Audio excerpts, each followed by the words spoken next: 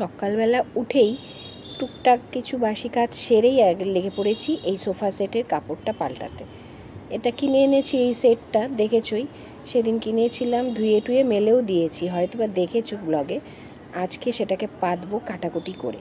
এটা 8টার সেট হয়, আর এবারে নিলাম এরকম একটু হালকা পাতলা। আমার পক্ষে না তাহলে কাচাকাচি করতে খুব সুবিধা হয়। আর এই হাতল দুটো একটা একটা করে পাততে হবে, কিন্তু আমি এই দুটোর আর রিস্ক নিতে পারছি না। এই দুটো আমি পাতবো না, যদি কখনো ঘরে আত্মীয় স্বজন পরিজন আসে তখন পাতবো, কারণ ওর বাবা এটাকে নিয়ে কী যে করে ফেলবে বুঝতেই পারছো। তাই জন্য আর ওইটা পাতলাম না। তারপরে চলে আসলাম নিত্য নৈমিত্তিক, যেটা খুব গুরুত্বপূর্ণ কাজ, সকালে জল খাবার রেডি করা, সেটা করতে। এবার যেহেতু দুজনেরই আলাদা আলাদা জলখাবার, মায়ের আরেক রকমের জলখাবার, আর আমি তো জানোই কি খাই, আমি অবশ্য সর্বভুক। যাই হোক, এখন বানিয়ে নেব সকালের জলখাবার। আজকে একটু ওই উষ্ণা চালের ফেনা ভাত যেটাকে বলে সেইটা করব। মুগের ডাল দিয়ে করার ভাবছিলাম, করলে পরে আমি খেতে পারতাম, কিন্তু পরে আর ভাবলাম গিয়ে মুসুর ডালই করি, কারণ তাতে ওদের খেতেও ভালো লাগবে আর অ্যাসিডটাও কম হয়। মুগের ডাল দিয়ে করলে একটু অ্যাসিড হওয়ার প্রবলেম থাকে। আর দুপুরেও একটু মুগের ডাল করব, যেহেতু আজকে নিরামিষ, আর সেই জন্য সকালে রিস্ক নিলাম না। তা যাই হোক, এখন বসিয়ে দিলাম সেই চালটা আর মুসুর ডাল আর বিভিন্ন রকমের সবজি। দেখো আমি কাটছি, জলটা একটু কম হয়ে গেছিলো বাটিতে, আর একটু জল নিয়ে নিলাম কল থেকে, নিয়ে কেটে নিচ্ছি। আর দেখো ওই দূরে জানালার মধ্যে কিছু প্লাস্টিক ঝুলছে, এগুলো কি বলো তো? প্রত্যেক দিন যা যা জিনিস আসে সেই প্লাস্টিকগুলো করোনাকালের মতন একটা অভ্যেস দাঁড়িয়ে গেছে আমার এখন। ওই সব কিছুর ভয়েই সব প্লাস্টিককে এনেই আগে আমি ধুয়ে তারপরে জল ঝরাই ওখানটায়। আর যেহেতু ওই জায়গাটাতে ভালো রোদ আসে, শুকিয়ে যায় জলটা, তারপরে সেই প্লাস্টিকটা কিন্তু আমি ডাস্টবিনের জন্য, সবজির খোসা রাখার জন্য বা অন্যান্য জিনিস প্যাক করার জন্য ব্যবহার করি।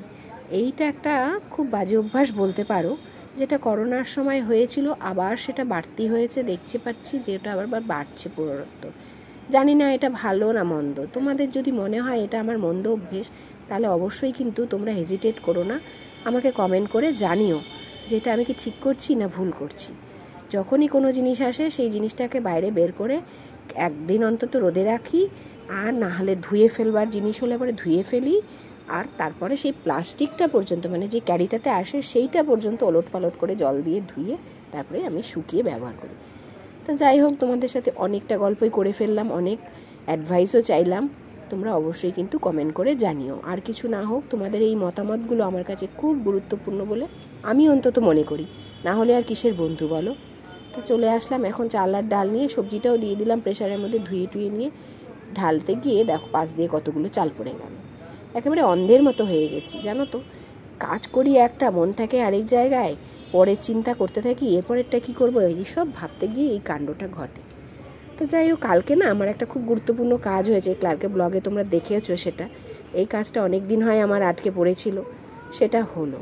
আচ্ছা, তোমরা হয়তো বা ভাবছো যে এরকম মেপে মেপে কেন আমি দিচ্ছি, না গো, ওদের দুজনের জন্য হবে তো, তাই জন্য একটু মেপেই দিলাম, না হলে ওটা আর মানে খিচুড়িও হবে না, সেদ্ধ ভাতও হবে না, একদম পুরো ডাল হয়ে যাবে বেশি ডাল করলে। আমার হয়েও গেছে, এখন আমি একটু বাটার নিয়ে নিলাম, দুজনকেই দেবো। একজন উঠেছেন, তাকে দেবো আগে, আর আরেকজন তো এখনও বিছনায় মগ্ন, উঠছি উঠবো করছে। আমিও খুব একটা জোর করি না, কারণ সকালের দিকে যত বাসি কাজ থাকে সেগুলো করা, ঠাকুর ঘরের কাজ করা, ফুল তোলা, এগুলো সব করে নিই। আমি মোটামুটি রান্না সকালের দিকটা সেরে নিয়ে তারপরেই টানাটানি করি ওকে, কারণ আমি জানি আমাকে একটু পড়াতে বসতে হবে। আর যদি আগেই তুলে দিই, ও থোড়াই নিজে বসবে, সেই ঘুরেই বেড়াবে, না হয় মোবাইল দেখবে, না হলে বলবে টিভি দেখি, এসব করতে থাকবে, তার থেকে বরঞ্চ ঘুমিয়ে থাক। বাবা, এইটা আবার ওপরে চলে যায় কেন সবসময়?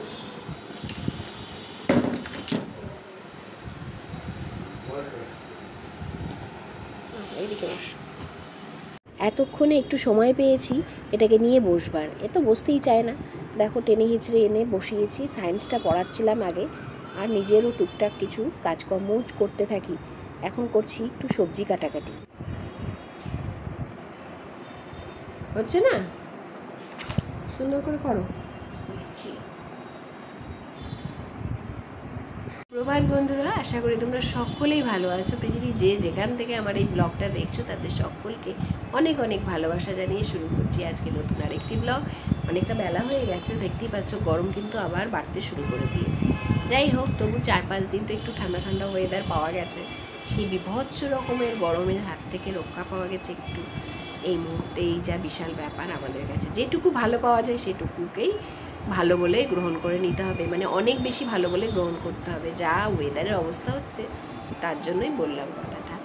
তাই এখন বসে পড়েছি, দেখতেই পেলে পড়াতে বসেছি। পড়াতে বসার মানে বিশাল ব্যাপার, অনেক কিছু থমকে থাকবে এখন। ওই জন্য সকালে আজকে পুজোও করতে পারিনি, স্নানও করতে পারিনি। সকালে রান্নাবাড়ি ছেড়ে টেরে খাবার পত্র সবাইকে দিয়ে সকালের কাজকর্ম করার পর এখন সবজিপাতি কেটে রেখে চলে এসেছি এখন এখানে এনাকে পড়াতে। এখন একটু না পড়ালে পরে খুব মুশকিল হয়ে যায়। আমি রাতের বেলাতেও ঠিকঠাকভাবে পড়াতে পারছি না, অনেকক্ষণ সময় লাগে। এত উঁচু ক্লাস, পুরো এত সাবজেক্ট পড়ানো, যেই সেই ব্যাপার না। সেই জন্য না ভাবছি যে কি করব, কখন ওকে পড়াবো। ওর বাবার আবার এমন ঠান্ডা লেগেছে, আমার থেকে এবার ওনার লেগেছে, ছোঁয়াচ্ছে আসলে। সেই জন্য আর ওনাকে ডিস্টার্ব করলাম না, উনি একটু শোবেন বললেন, উনিও একটু যেন রেস্ট নিচ্ছে। বললাম না, এবার আমি একে পড়িয়ে নিই, তারপরে রান্নাবাড়ি করব। কিচ্ছু করার নেই। এবার শাশুড়ি মাও বলছে যে তাই কর, তাছাড়া আর কিছু করারও নেই। মা টিভি দেখছে আর আমি এখন এখানে পড়াতে বসিয়েছি। বাবা একটু রেস্ট নিচ্ছে, ভীষণ সর্দি লেগে গেছে আমার থেকে। আমরা যেটা পারি ওনারা সেটা পারেন না সহ্য করতে আসলে। ভীষণ হাঁচি দিচ্ছে। আমি বললাম তুমি বরঞ্চ একটু শুয়ে নাও। চলো এখনকার মতন এইটুকুই কথা বলছি তোমাদের সাথে, ফিরছি আবার কিছুক্ষণ পর। ও এটা কি হচ্ছে? মেয়ে ভগবান, দুষ্টামি শেষ নেই। এত দুষ্টুমি কেন? চলে এলাম আজকে দুপুরে লাঞ্চ থালায় কি রয়েছে সেটা দেখাতে তোমাদের সাথে। আজকে পুরোপুরি নিরামিষ থালা বা থালি, যেটাই বলো না কেন। গরমের দুপুরে এরকম এক টুকরো লেবু আর লঙ্কা যদি সাথে না থাকে তাহলে তো চলবেই না। এর সাথে লবণ তো অবশ্যই লাগবে, কিন্তু আমি লবণ খাওয়াটা বন্ধ করে দিয়েছি। পারলে তোমরাও তাই করো বন্ধুরা। সাথে রয়েছে ঝিরি আলু ভাজা, আর এখানে তেঁতোর ডাল, লাউ আর করলা ভেজে করেছি, কাঁচা মুগের ডাল রাঁধুনি ফোড়ন দিয়ে। তেঁতোর ডাল মারলে লাউ ডালও বলতে পারো, করলা দিয়ে লাউ দিয়ে। খুব খুব উপকারী গরমের দুপুরে। আর টক দই এক বাটি, আর সবজি তার সাথে করেছি বাঁধাকপি ঘন্ট। অসময়ের এই বাঁধাকপি এত ভালো খেতে যে কী বলবো, বরঞ্চ সময়ের বাঁধাকপি অনেকটা টেস্ট কম থাকে। তা কেমন লাগলো আজকে দুপুরের এই ছোট্ট ভিডিওটি? যদি ভালো লাগে তাহলে অবশ্যই লাইক করো, আর আমার চ্যানেলটিকে সাবস্ক্রাইব করে রেখো বন্ধুরা। সন্ধ্যা লাগেনি, একটু পরেই লেগে যাবে, 10 মিনিটের মধ্যেই। চলে আসলাম দেখো ছাদ বাগানে, আর তোমাদের সাথে একটু ফুলগুলোও শেয়ার করছি। দেখো কি দারুণ ফুটেছে, সব কটা থোকায় সব ফুল ফুটে চলে। এখানেও একটা ছোট্ট থোকা হয়েছে, তাতেও কত সুন্দর ফুটতে শুরু করে দিয়েছে। দেখো এত সুন্দর লাগছে ছাদ বাগানটা, ওপর থেকে দেখলে আরও ভালো লাগবে। আর আমি যদি ছাদের ওপরের 3 তলায় ওই জায়গাটায় যাই তাহলে হয়তো আরও সুন্দর দেখতে পাবো। তবে হলে কি হবে, গরম পড়তে শুরু করেছে না আবার। এই দেখো ফুলটা তুলবো না ভাবছি, কিন্তু এই দেখো, দেখেছো কী অবস্থা হচ্ছে, পচে যাচ্ছে। তো প্রায় শেষই হয়ে আসলো। এই দেখো সাথে এতগুলো ফুটতে শুরু করে দিয়েছে, করি প্রায় শেষ, আর কিছু করার নেই। এখন আমি একটুখানি গাছে জল দিয়ে নেব।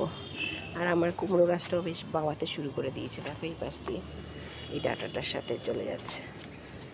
অনেক দিন খেলাম। আচ্ছা দেখো আরেকটা জিনিস দেখাই, এই যেটা অবশ্যই ভাবছিলাম যে আজকে শেয়ার করব তোমাদের সাথে। এই হলো ফুটবল লিলি, দেখতে পাচ্ছ কি সুন্দর হয়েছে। এটাকে বলে ফুটবল লিলি। দেখো কি সুন্দর লাগছে না দেখতে, ফুটবলের মতন কিনা দেখো।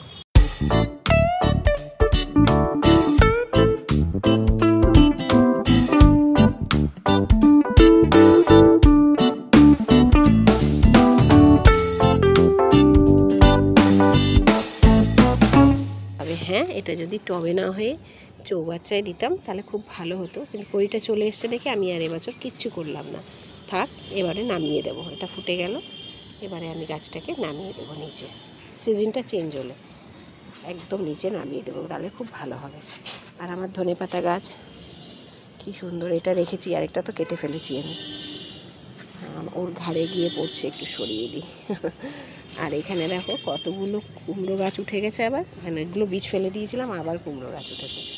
ফুল না দিক ফল না দিক, ফুল তো দিচ্ছে আর ডালপালাও দিচ্ছে, ফলে প্রচুর শাক খাওয়া হলো। এবার কুমড়োর ডগার তরকারি আবার করব, অনেকটা হয়েছে, আবার ডালপালা কেটে নেব। হ্যাঁ, আমি ভাবছিলাম যে আজকে তোমাদের সাথে অবশ্যই এটা শেয়ার করব। বিকেল বন্ধুরা, চলে আসলাম একদম সুন্দর ছাদে, একটু ঘুরছি। এখন গাছে জল দেবো মেনলি, ওই জন্যই আসা। আর দেখালাম তো এত সুন্দর ফুল ফুটেছে, মানে ভরপুর ছাদ আমার, আবার ফুটে উঠেছে, খুব সুন্দর করে ফুটছে। আর এই গরমকালে না এত সুন্দর সুন্দর গন্ধ ফুলগুলো ফোটে, যার জন্য গরমকালে এই হাওয়া দিলে গন্ধগুলো ঘরের মধ্যে আসে। ছাদ বাগানটা তো একদম ঘরের পাশে না, যেমন মশাও আসে তেমন এটাও আসে, সবই আসে, ভালোটা শুধু আসে তা নয়। ওই বাবা, ওলে বাবা, আমার মেয়েও চলে এসছে হাওয়া খেতে ছাদ বাগানে। তা চলো, আজকের মতন ব্লগটা তাহলে এখানেই শেষ করছি। ব্লগটা কেমন লাগলো অবশ্যই কমেন্ট করে জানিও, আর যদি ভালো লাগে তাহলে একটা লাইক করে দিও, আর আমার চ্যানেলটিকে সাবস্ক্রাইব করে দেবো। আরও অনেক নতুন নতুন জিনিস তোমাদের সাথে শেয়ার করব অবশ্যই। তার জন্য কী করতে হবে, আমার ব্লগগুলো দেখতে হবে। এখন রাখছি, টাটা।